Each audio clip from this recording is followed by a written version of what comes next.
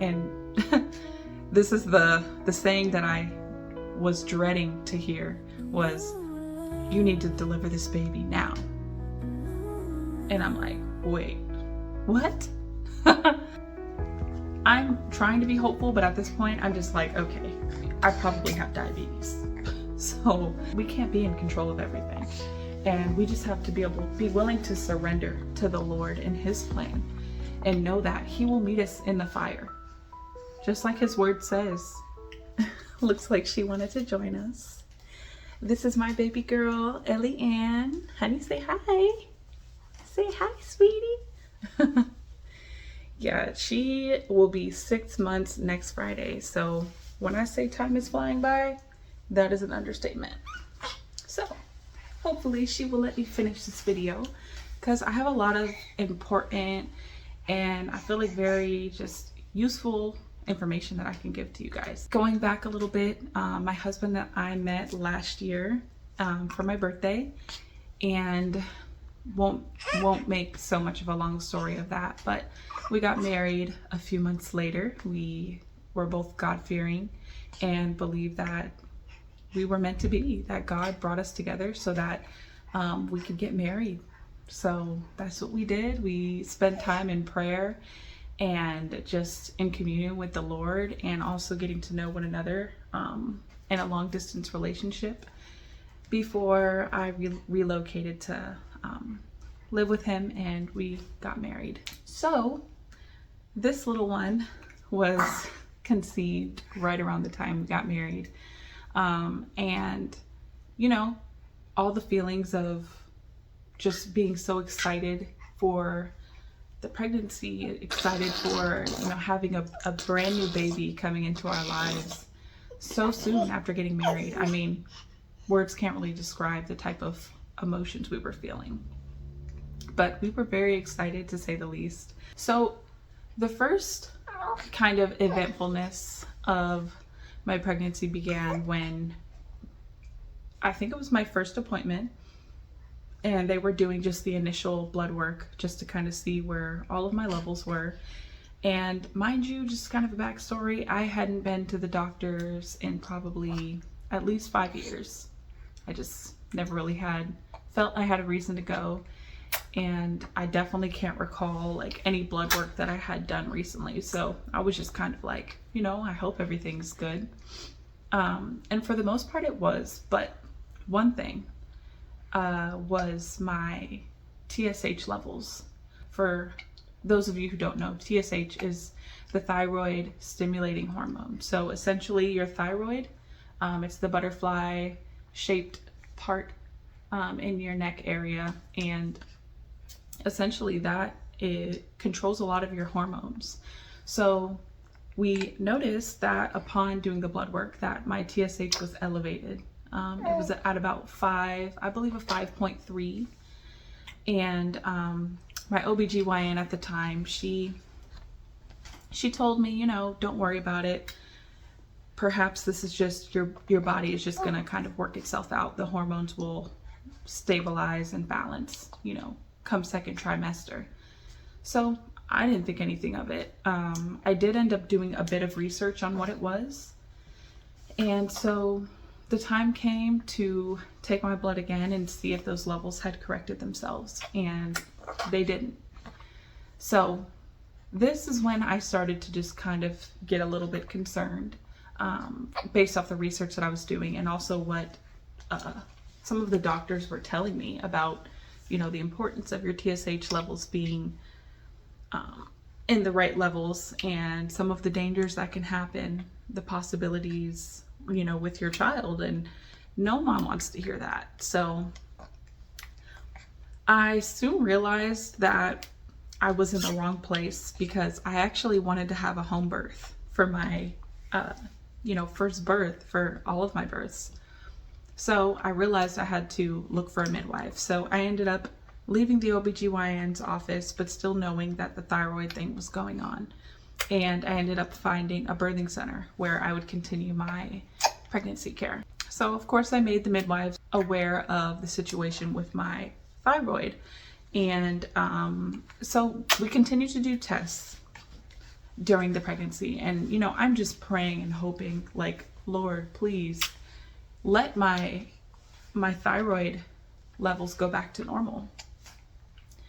And test after test, it was not getting any better. It was actually going up. So I think it was at 6, and then it went to 7. And I think the highest that I was at was like 7.52. So obviously, many doctors' first line of defense is going to be prescribing you some sort of pill for such a thing. So they did want to prescribe me this medication, but I politely declined just because I was doing a lot of research at the time on the medication and all of the potential side effects. And I just decided, you know what? I'd rather take a more healthful approach. Around this time was actually the glucose tolerance test that was coming up. And I, as perhaps many other women, I really was not educated on gestational diabetes at all.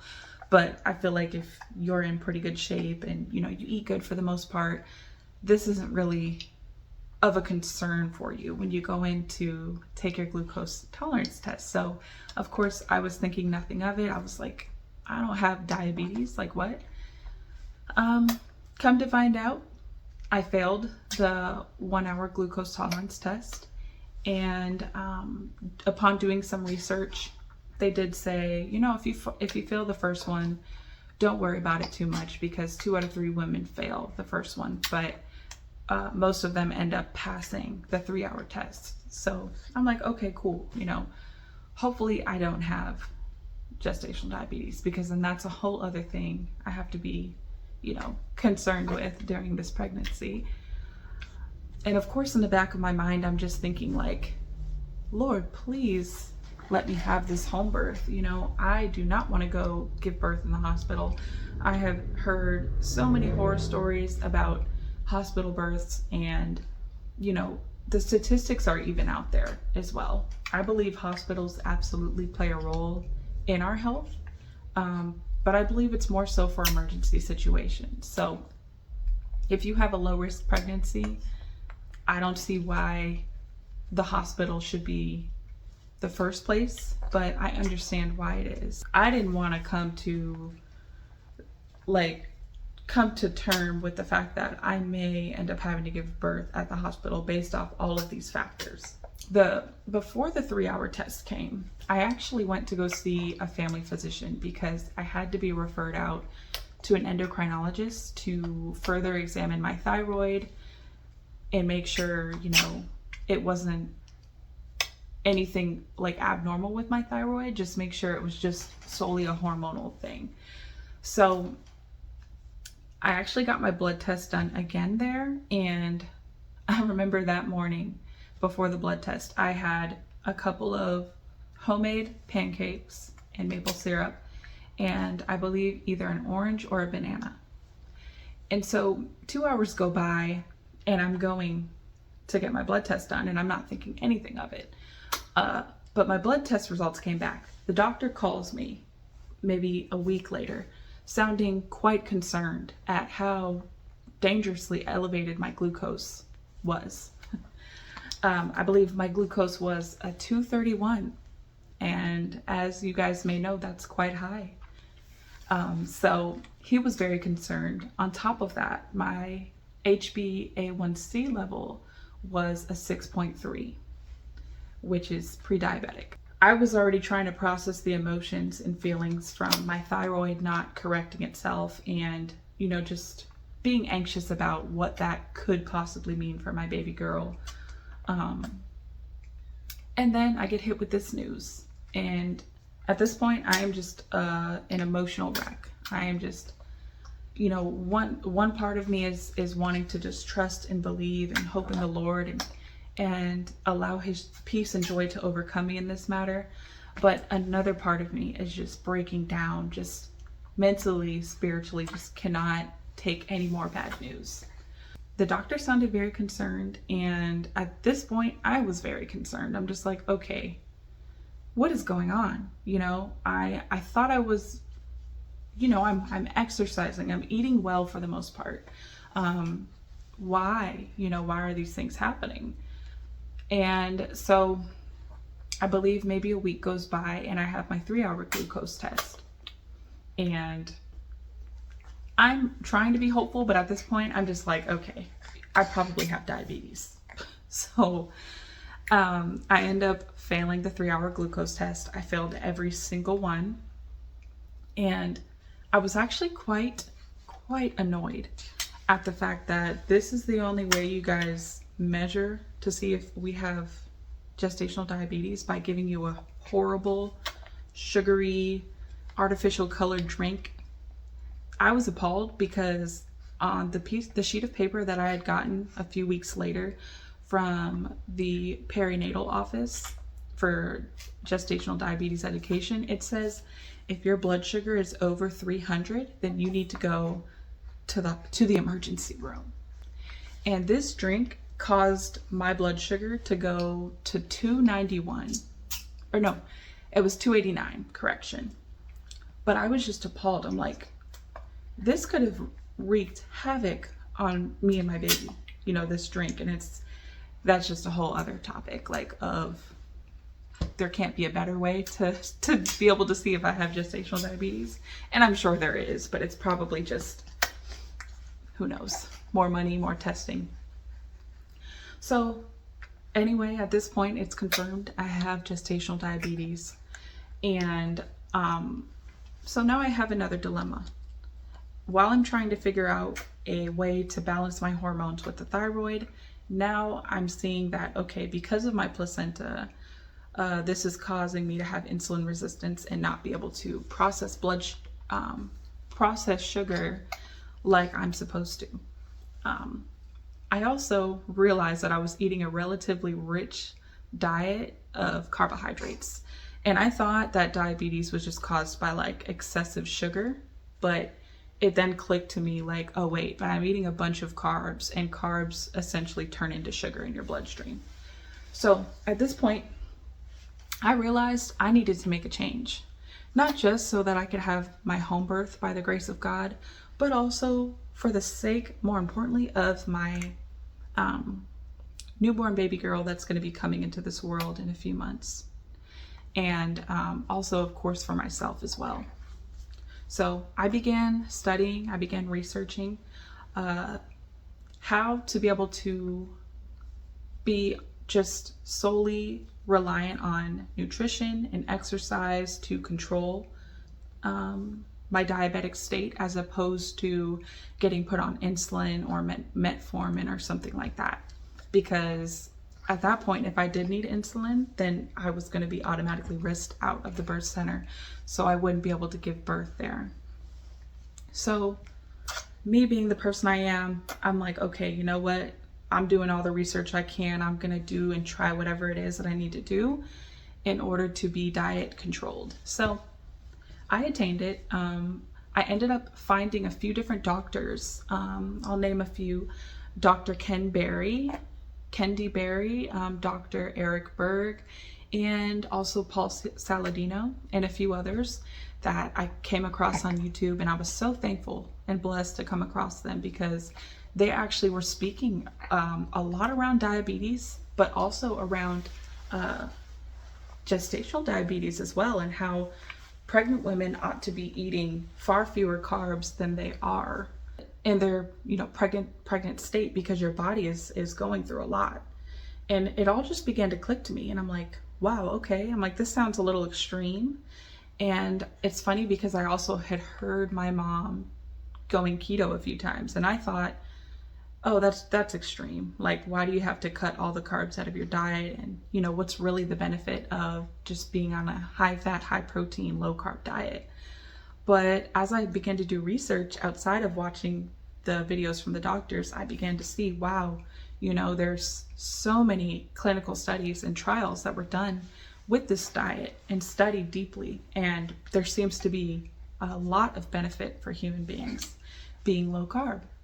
And in particularly what I had experienced in being pregnant and going low carb. So I ended up quite literally cutting out most of the carbs that I was consuming Definitely started with all grains, started with all refined sugars and unrefined sugars.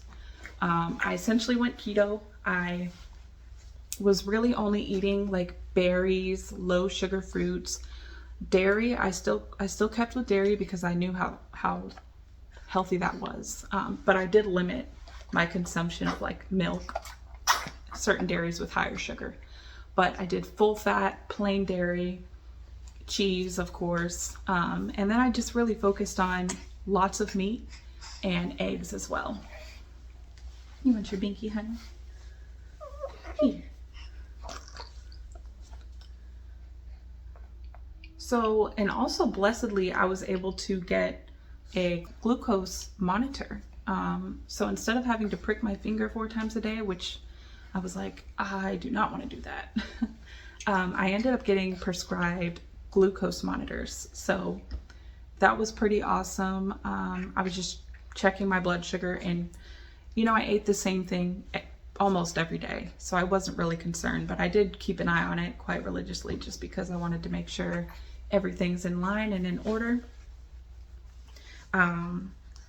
So yeah, I also found this supplement, B-chiroinositol.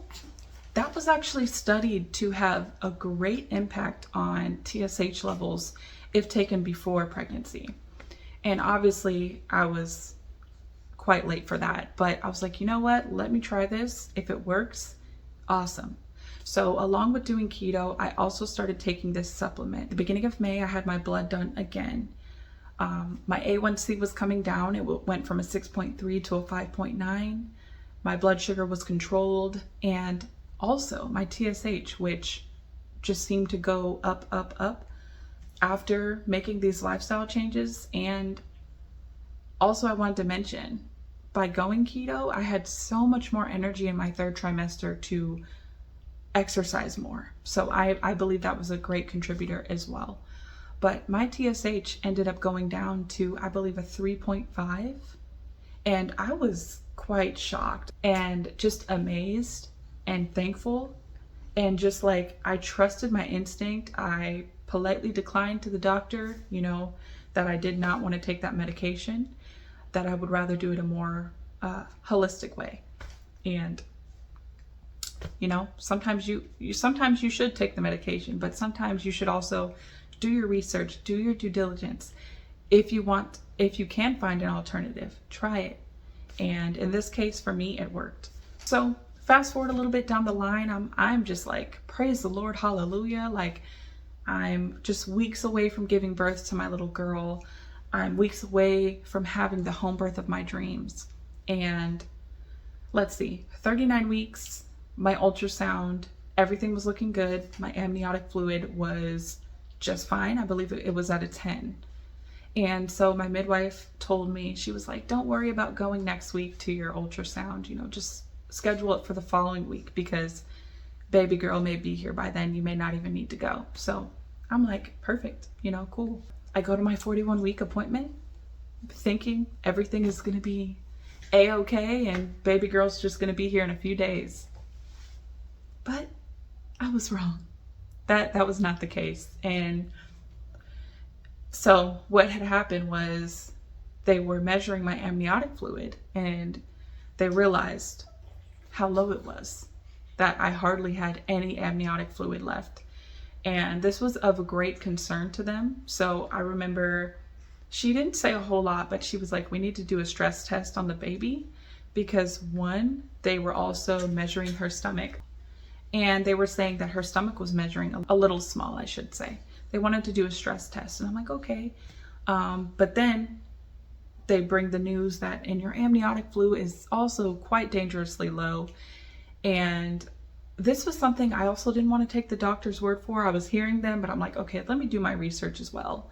You know, just because I'm big on like study to show yourself approved. Don't just listen to people, even if they have the credentials, like they can still be wrong or they, you know, you just can't always believe it. So that's not to discredit them, but it's like, okay, I'd like to look into that for myself. And I don't think there's anything wrong with that. I believe that should be encouraged by doctors. So the doctor, she had him on the phone, and this is the saying that I was dreading to hear was, "You need to deliver this baby now."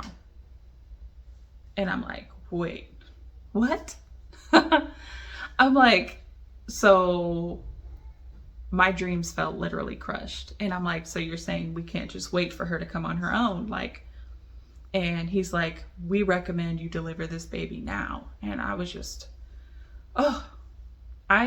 the amount of emotion and turmoil within myself at this point was just like unbelievable. It felt like everything was coming back to the surface. All the achievements, all the things, the hurdles that I overcame during this pregnancy, it was just like back at the surface and looking me in the face. And it was like, okay, here we are again. And I needed to make a decision, so at that point I was like, you know what? Thank you for the recommendation, but I need some air. I need to think about this. I need to do a little research.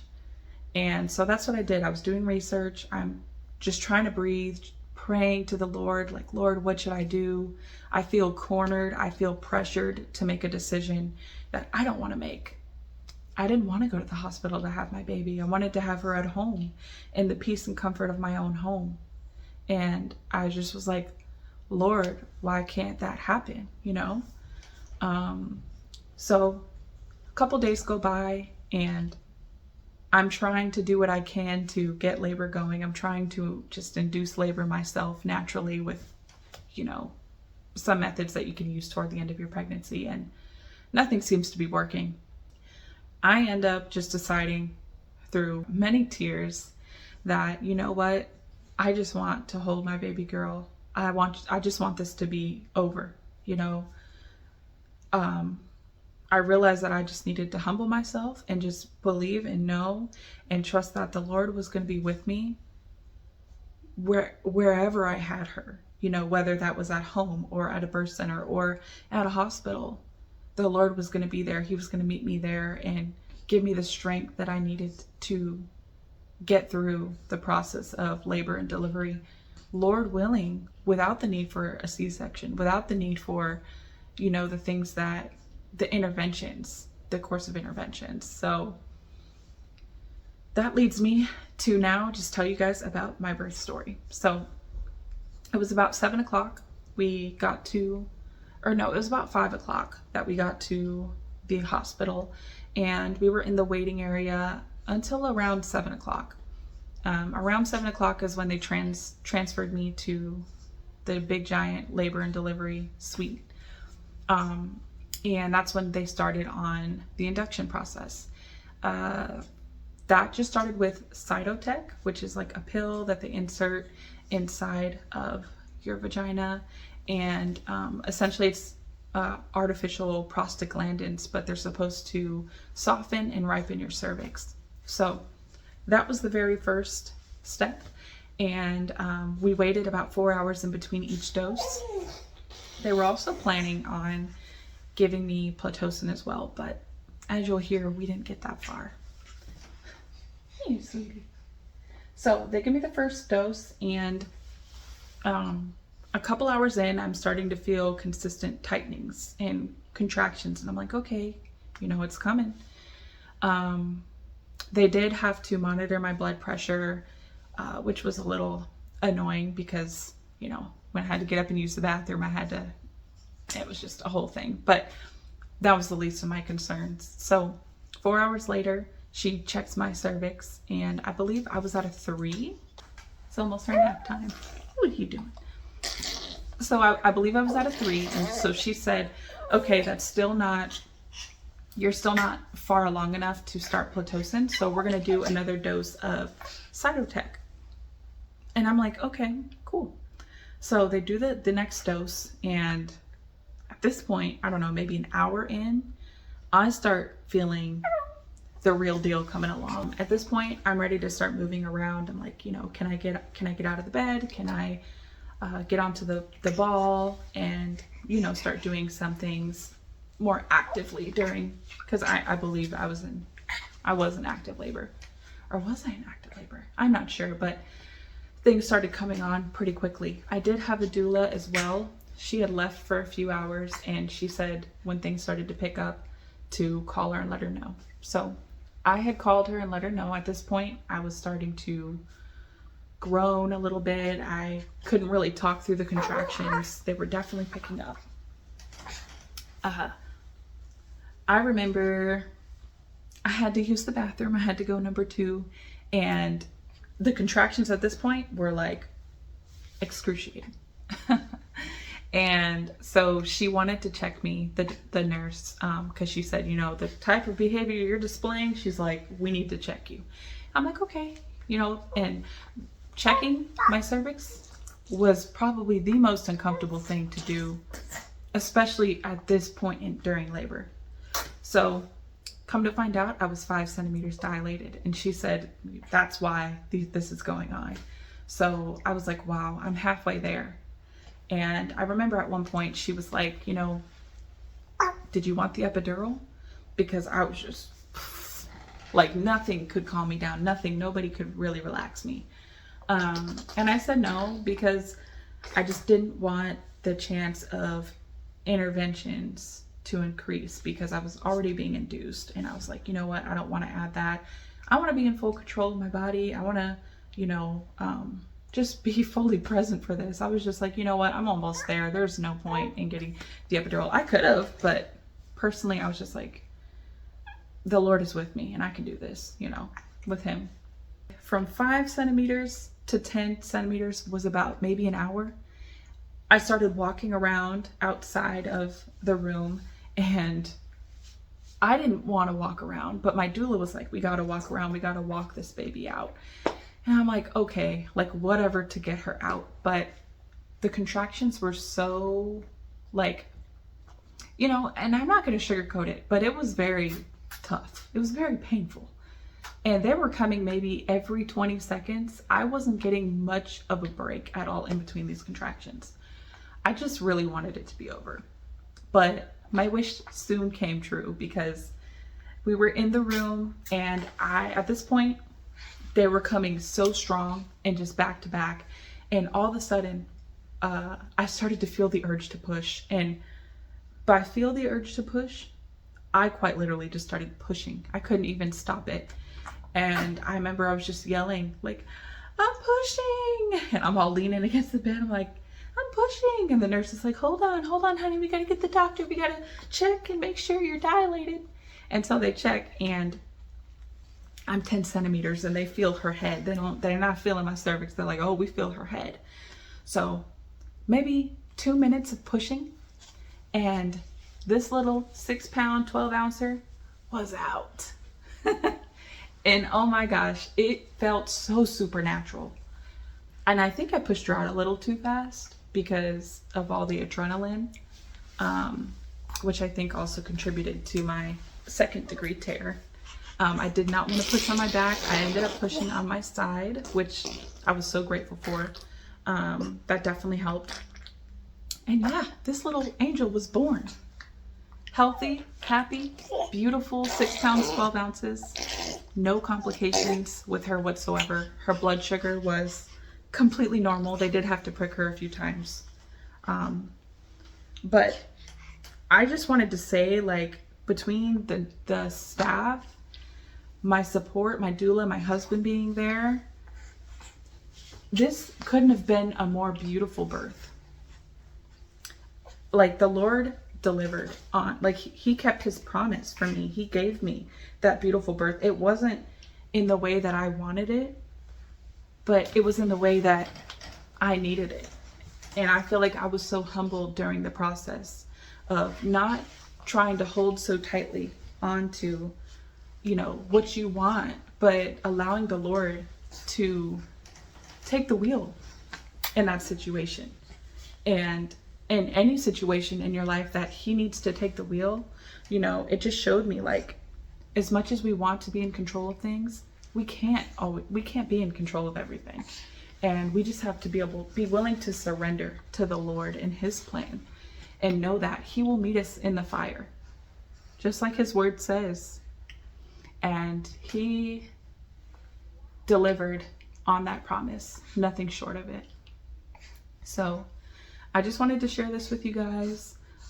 Thank you for watching thus far. If you have, I pray that this encouraged you guys to just kind of let go in the process. When you're pregnant, your body, it goes through so many things. It changes.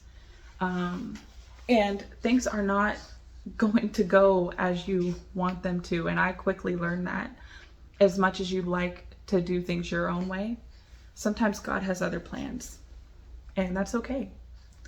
So I hope you guys enjoyed this video. I hope you got something from this video. Feel free to leave a comment if you guys have any questions or anything like that about my birth story, about my pregnancy. Let me know, please. But yeah, you guys be blessed, and until next time. Bye.